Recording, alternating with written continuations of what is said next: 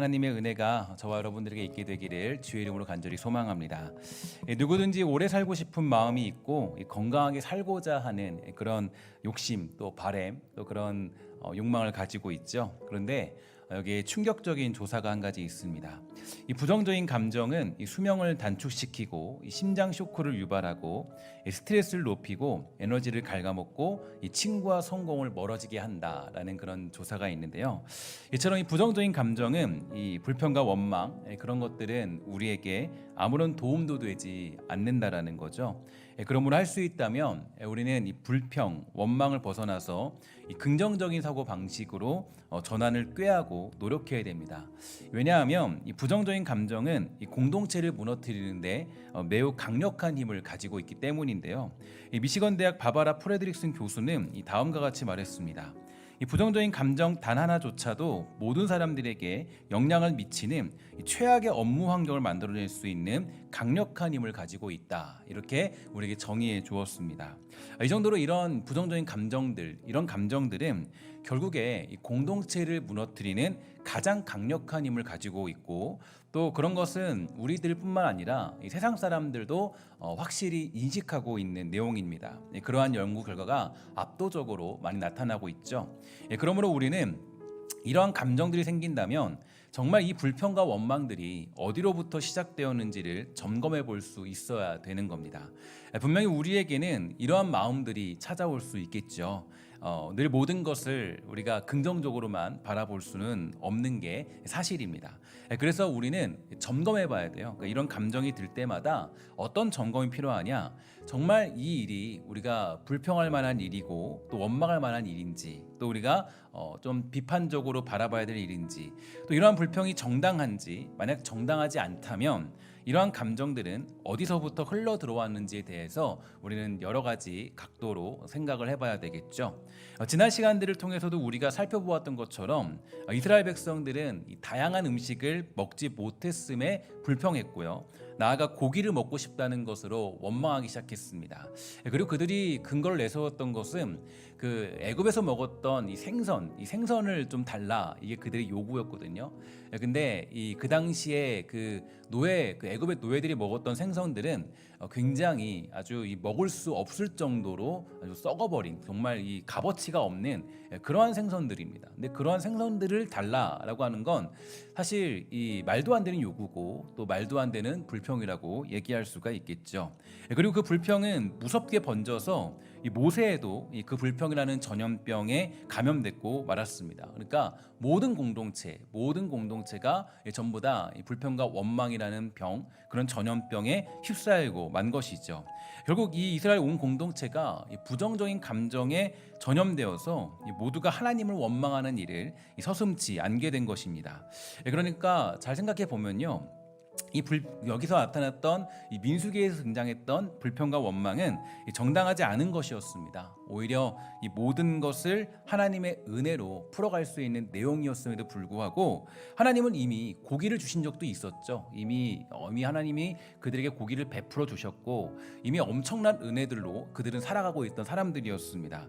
이스라엘 백성들은 하나님께 간절히 기도함으로 다시 고기를 얻을 수 있는 유익을 누릴 수 있는 상황이었고, 모세 역시 아무런 자격도 없는 자신을 지도자로 세우신 것에 대해서 뒤돌아보고 하나님이 세우신 은혜를 다시 한번 되새기면서 하나님께 기도하고 간구하는 그러한 시간으로 그 시간들을 보낼 수 있었겠죠.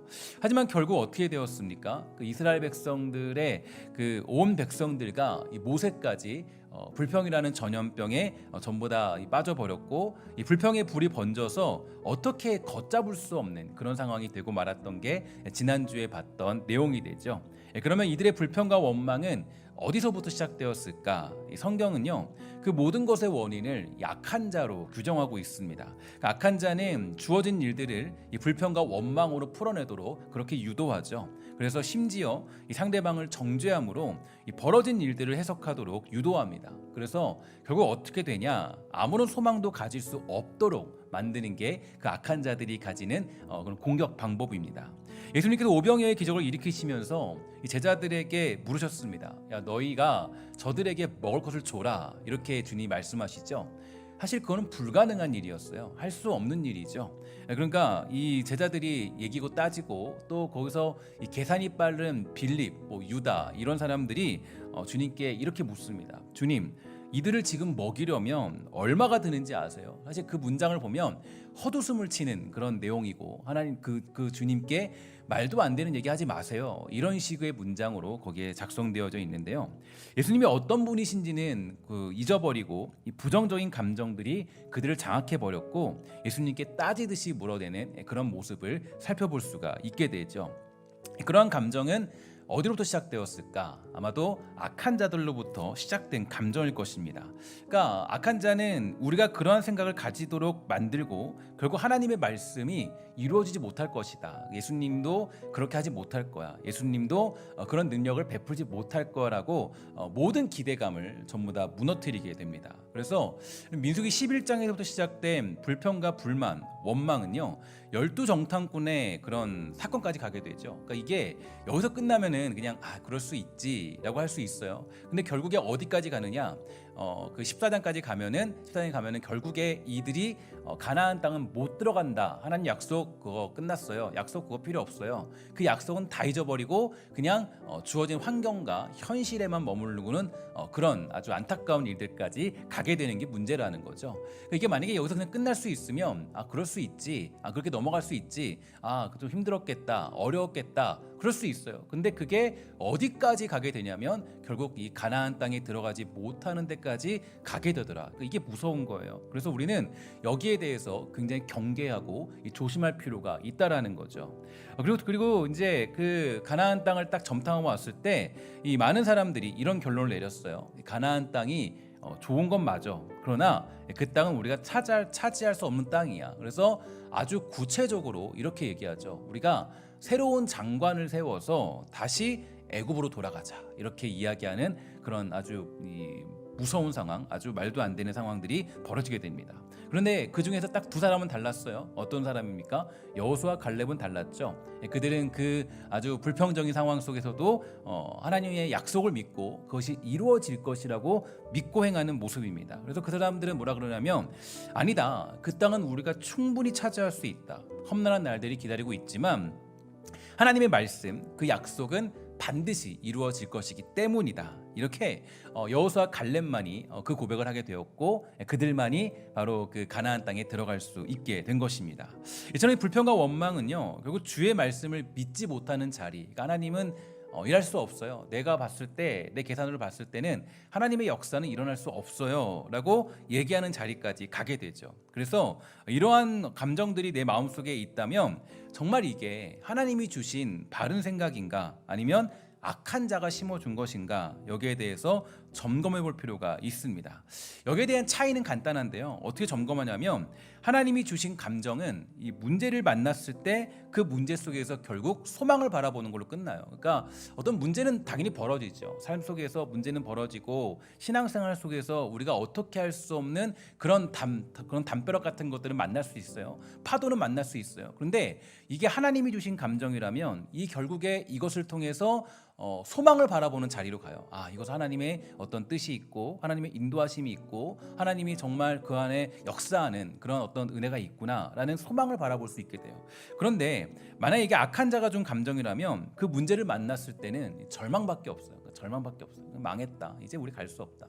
다시 애굽 돌아가서 노예로 살자. 이게 바로 악한 자가 주는 감정과 하나님이 주신 감정과의 차이입니다. 그러니까 죽음뿐이죠. 그러니까 망하는 길로 가는 겁니다. 이게 다른 거예요. 혹시 우리가 이 땅을 살아갈 때 우리는 이런저런 상황과 여러 가지 부정적인 감정, 또 여러 가지 감정들을 만날 때가 있습니다. 이건 누구나 부정할 수 없는 사실이에요. 그런데 여러분, 혹시 그 감정이 정말 하나님이 주신 감정입니까? 아니면 악한 자가 준 감정입니까? 오늘 많은 문제들을 만날 때 여러분들 모두가 이 소망의 눈으로 모든 것을 해석하고 선포할 줄 아는 주의 은혜가 있게 되기를 주의 이름으로 간절히 소망합니다.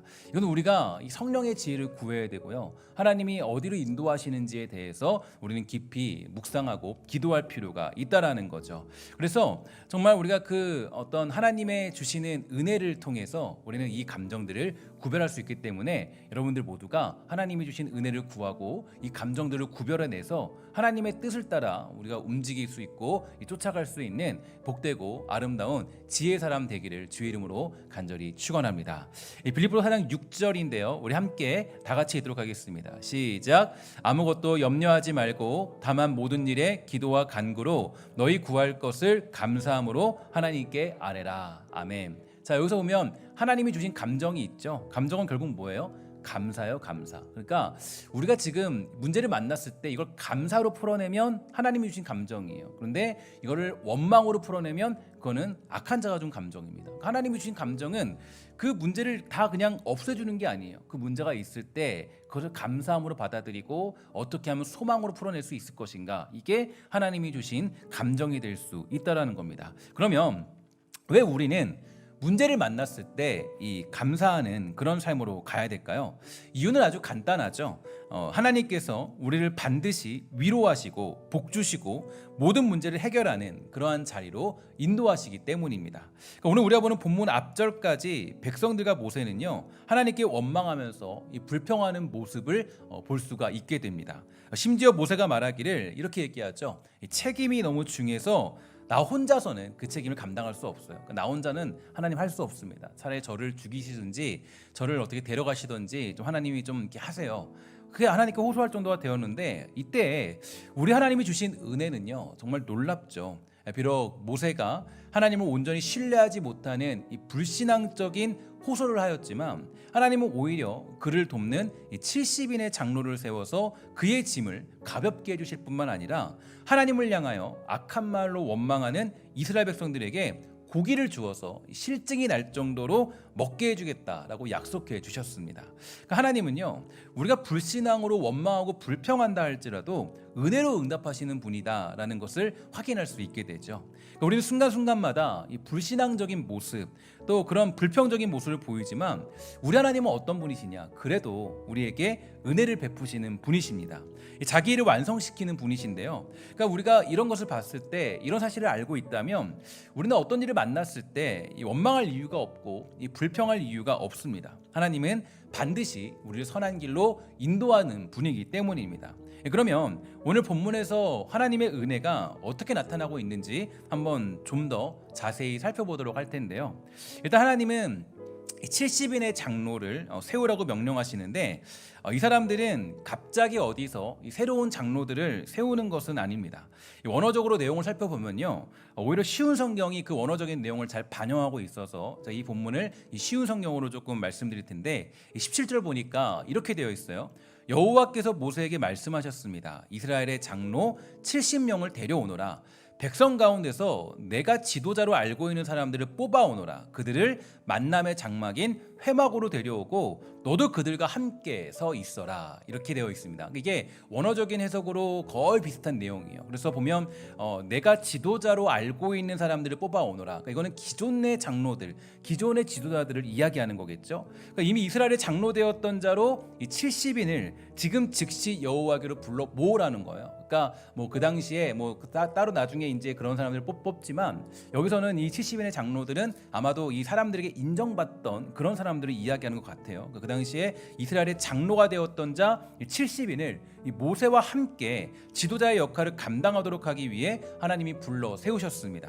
물론 이 70인의 장로가 어떻게 탄생하게 되었는지 정확히 알 수는 없지만 중요한 것은 기존의 사람들을 새롭게 하시고자 하는 하나님의 일하심을 엿볼 수가 있게 되죠. 저도 이 말씀을 보면서 이런 마음이 들었어요. 하나님, 우리 사랑하는 성도들 모두가, 또 신성교회 권속들 모두가 새롭게 재창조되는 기적, 그러니까 이게 정말 중요한 거거든요. 그러니까 우리가 소망해야 되는 것은 하나님, 우리가 이 모든 기존의 신자들, 또 기존의 성도들, 우리 신성의 모든 권속들 모두가 이 재창조되는 그런 일들이 있어야 돼요. 재창조된다는 것은 이 말씀을 보면 굉장히 중요한 게 이 70인의 장로들이 이 재창조되는 그런 모습들이 나타나요. 그러니까 성령이 임하셔서 아주 엄청난 은혜를 누리게 되는 것을 확인할 수가 있게 돼요. 그래서 이 하나님은 이들에게 이 같은 성령을 나누어 주시고 이 성령의 뜨거운 역사를 허락해 주시죠. 이 새로운 사람들이 아니라 기존의 지도자의 역할을 감당했던 사람에게 하나님께서 그 능력을 베풀어 주신 것입니다. 우리들도 그렇죠. 제가 지난 주일 저녁에도 이 말씀을 전하고 또 기도하면서 여러분들 말씀드렸지만 진짜 부흥의 시작, 그 원천은 어디부터냐면 기존의 신자들의 변화로부터 시작하는 겁니다. 그러니까 기존에 어떤 주님을 믿고 또 주님을 따르고 있던 사람들, 바로 이 사람들의 정말 이들이 엎드려 기도하기 시작하면 하나님의 역사가 일어나서 회개하기 시작하면 이 부흥의 역사가 임하게 되는 거예요. 그러니까 이게 어떤 부흥의 또 중요한 이 원천이고, 또 부흥의 많은 그런 시점들을 보면요, 이 모든 부흥의 내용들을 보면 이 기존의 신자들이 엎드려 회개하고 우는 어떤 정말 그런 아주 엄청난 일들이 벌어지게 돼요. 그러면서 하나님의 역사가 임하게 된 것을 역사적으로 우리는 확인할 수가 있게 되죠. 그래서 저는 오늘 본문을 보면서 주님께 기도하면서 주신 마음은 하나님, 우리 모든 직분자들 또 모든 성도들이 정말 먼저 은혜 받게 되는 기적이 있게 되기를 간절히 소망했습니다. 그리고 먼저 주의 능력 안에 거하도록 하는 하나님의 은혜, 그 은혜가 있다면 우리가 이 부흥의 시작, 또 이 교회의 부흥의 놀라운 역사를 우리가 작성할 수가 있게 되는 거죠. 특히 우리 교회에서 신앙이 만약에 오래되신 분들에게 이 새로운 성령의 역사, 새로운 깨달음, 새로운 변화, 그것이 시작되면요, 그때에는 걷잡을 수 없는 부흥의 역사가 임할 수 있게 됩니다. 그러므로 오늘 우리는 이 말씀을 보면서 간절히 소망하고 기도해야 될 것이 하나 있는데요, 하나님, 우리에게 부흥의 은혜를 허락해 달라고 기도하는 그런 모습들이 필요할 것입니다. 오늘 이 자리에 예배하는 우리 모두, 저와 여러분 우리 모두가 이 성령의 역사가 임하여서 새롭게 변화되는 우리 신성교회가 되기를 주의 이름으로 간절히 축원합니다.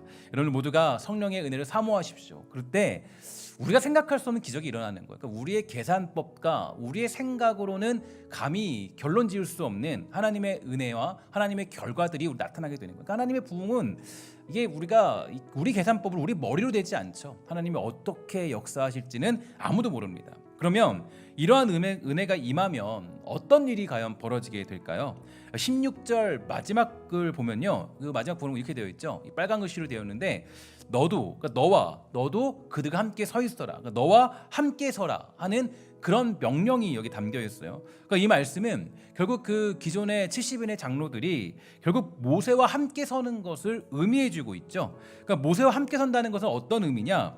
이 모세와 더불어서 백성을 지도하고 다스리는 일의 짐을 나눠줄 임무가 주어졌다는 것을 얘기하고 있습니다.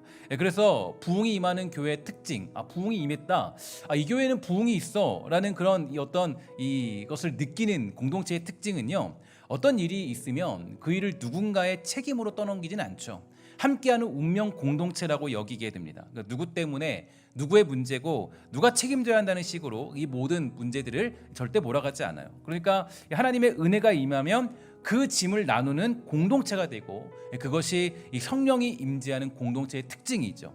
그러니까 하나님의 성령이 있고 성령 안에 있으면 이 너와 함께 서라는 명령을 봤을 때, 너와 함께 서라는 것은 그 모든 짐이 함께 나누어진다라는 거예요. 그러니까 우리 교회의 모든 책임, 우리 교회의 모든 문제는 누구의 문제가 아니라 우리 함께 가는 운명 공동체다라는 것을 고백하는 자리까지 가게 되는 것입니다. 그래서 하나님은 그 지도자들을 모세와 함께 세워라 이렇게 명령하는데요, 이 갈라디아서 6장 25절을 보면, 2절과 5절을 보면은 이렇게 되어 있습니다. 우리 한번 다 같이 우리 이 말씀을 사모하면서 함께 읽도록 하겠습니다. 시작. 너희가 짐을 서로 지라. 그리하여 그리스도의 법을 성취하라. 만일 누가 아무것도 되지 못하고 된 줄로 생각하면 스스로 속임이라.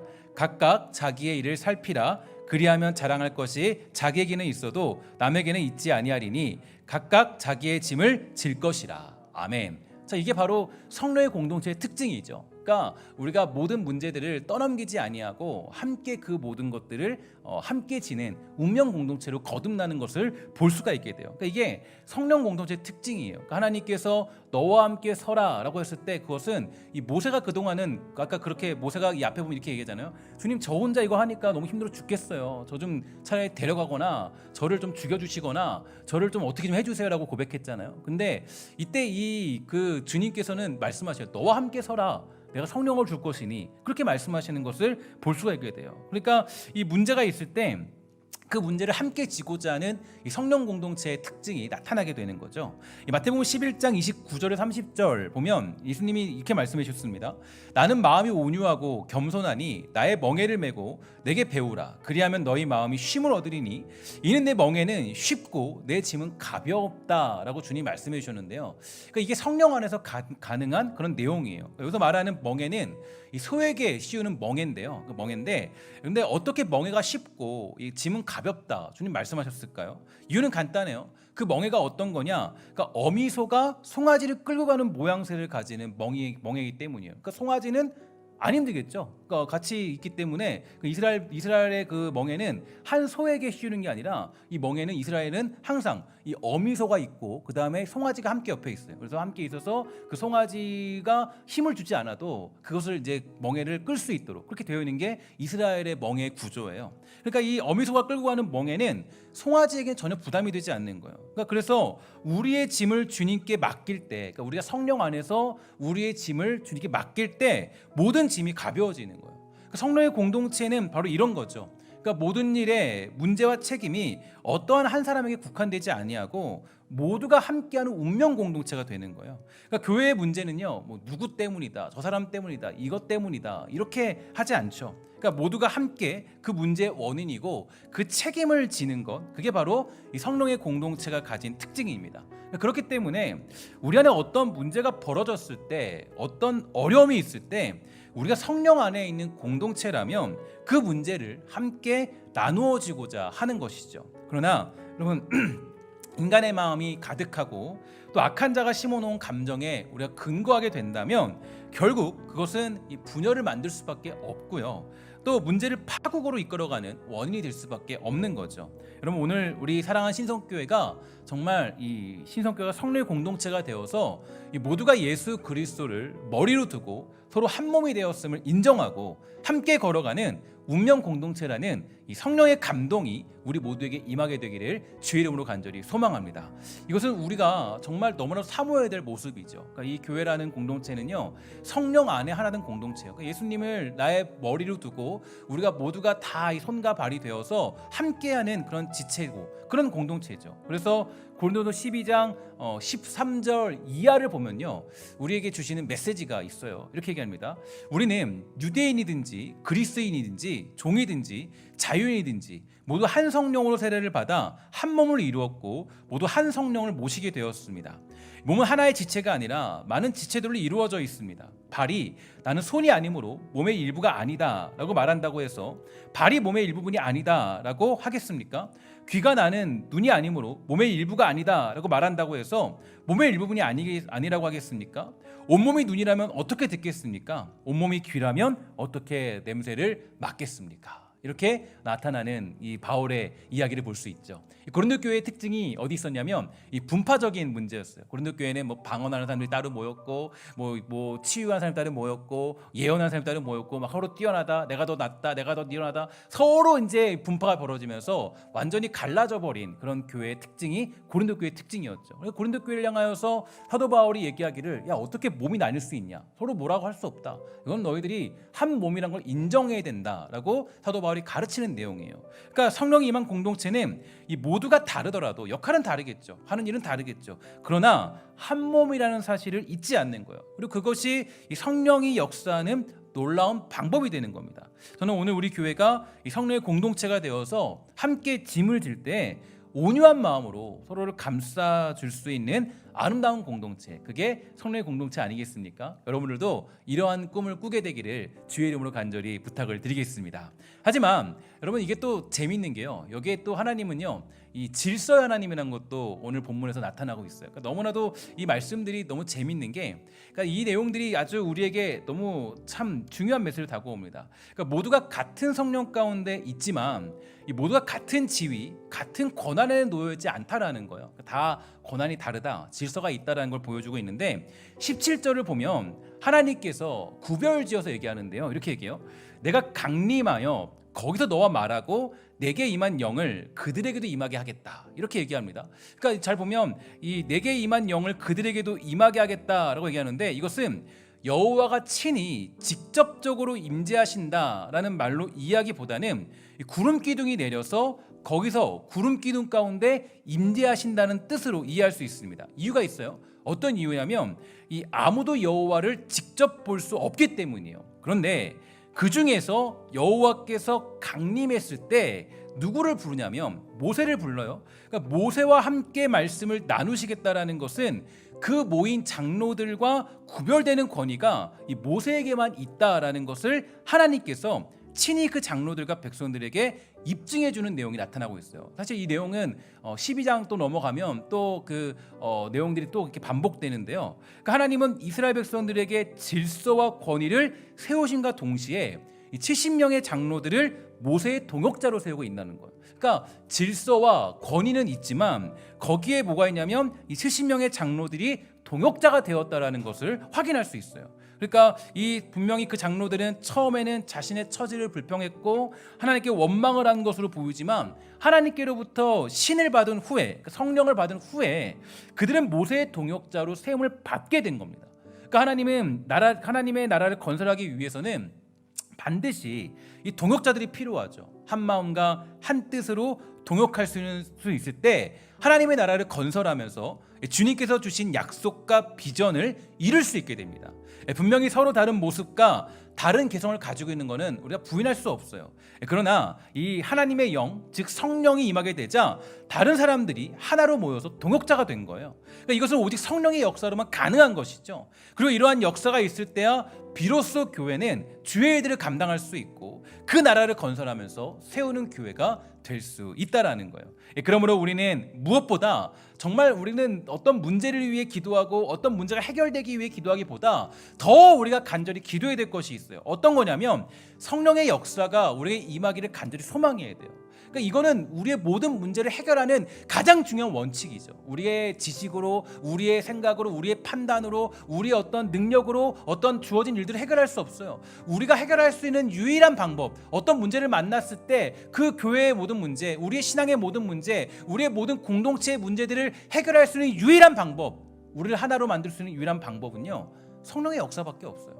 여러분, 이 사람의 생각이 다르고 저 사람의 의견이 다르고 모두가 다 다른 것이 우리 인간들이 가지고 있는 모습들이에요. 같을 수 없죠. 그럼 부부도 마찬가지죠. 부부도 이심동체라고 하지만 아내와 남편의 생각이 달라요. 여러분, 다 다른 생각들이에요. 그런데 그 안에서 우리가 그 모든 것들을 해결할 수 있는 유일한 방법이 뭐냐면 무엇이든지 간에 성령의 역사가 임하는 수밖에 없어요. 이거 외에는 답이 없어요. 그러니까 성경이 얘기하는 그 하나됨의 신비는 야, 너희들이 잘 의견을 맞춰봐, 잘 생각을 잘 조절해봐, 이게 아니라 어쨌든지 간에 신비로운 성령의 역사가 임해서 우리가 하나가 되는 공동체가 되는 게 가장 중요한 목표가 되는 거죠. 그래서 이게 바로 성령의 역사만이 우리의 흐트러진 마음을 하나로 모을 수가 있게 되는 것입니다. 골로새서 3장 12절부터 14절을 보면은 이렇게 얘기해 줬어요. 그러므로 너희는 하나님이 택하사 거룩하고 사랑받는 자처럼 긍휼과 자비와 겸손과 온유와 오래 참음을 옷 입고 누가 누구에게 불만이 있거든 서로 용납하여 피차 용서하되 주께서 너희를 용서하신 것 같이 너희도 그러하고 이 모든 것 위에 사랑을 더하라. 이는 온전하게 매는 띠니라. 여러분, 이 말씀이 어떻게 가능하겠어요? 여러분들 가능하다고 생각하십니까? 정말 여러분 긍휼과 자비와 겸손과 온유와 오래 참음을 옷 입고 서로를 대할 수 있어요? 아니면 정말 우리가 누구와 누구의 불만이 있을 때 용납하여서 용서할 수 있어요? 이게 여러분 우리가 가지고 있는 한계예요. 그리고 너희를 용서하신 것 같이 너희도 그러하래요. 그러니까 주님께서 용서하신 그 용서를 그대로 적용하라는 거예요. 여러분, 이게 과연 우리가 가능하냐고요? 우리는 불가능해요. 할 수 없어요. 우리 힘으로는 절대 감당할 수 없어요. 우리 능력으로는 이루고 싶어도 이룰 수 없습니다. 아무리 우리가 여러 가지 머리를 맞대고 많은 것을 하더라도 절대로 그럴 수 없어요. 이 말씀이 이루어지는 방법은 성령이 임할 때만 가능한 거예요. 그러니까 여러분, 교회의 신비는요, 우리의 이성으로 움직이는 게 아닙니다. 교회의 신비는 정말 이상해요. 제가 우리 구역 예배 그 신방을 할 때도 그런 말씀을 드렸어요.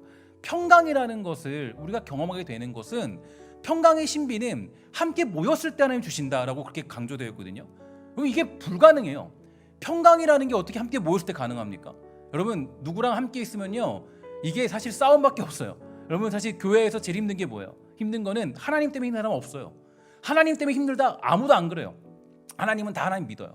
누구 때문에 힘드냐? 함께 모여서 힘든 거예요. 저 사람 때문에 힘든 거, 이 사람 때문에 힘든 거, 이게 교회 공동체예요. 근데 성경이 뭐라 그러냐면 너희들이 평강을 위하여 한 몸으로 부름받았대요. 그러니까 이 얘기는 함께 모였을 때 평강이 임한다라는 거. 불가능한 얘기죠. 안 모이는 게 편해요. 함께 나 혼자 하는 게 편해요. 나 혼자 신앙생활이 가장 평강스러워요. 근데 성경이 얘기하는 놀라운 신비는 어떤 거냐? 함께 했을 때 그때 신비롭게 평강이 주어진다는 거예요. 이유가 뭐냐? 성령의 역사가 임했기 때문에. 성령의 역사가 임하면 그 공동체에 바로 거기에 온유한 마음으로 서로를 잡아주고 궁일과 자비와 겸손으로 옷 입고 그 모든 일들을 행할 수 있게 되는 거예요. 성령의 역사만이 유일하게 우리를 하나 되게 만드는 방법이죠. 아무리 탁월한 지도자가 있고 아무리 대단한 어떤 성도가 있고 아무리 엄청난 그런 어떤 지도를 하는 사람이 있다 할지라도 우리는 무너질 수밖에 없어요. 그게 인간의 본성이에요. 그러나 성령의 역사가 임하면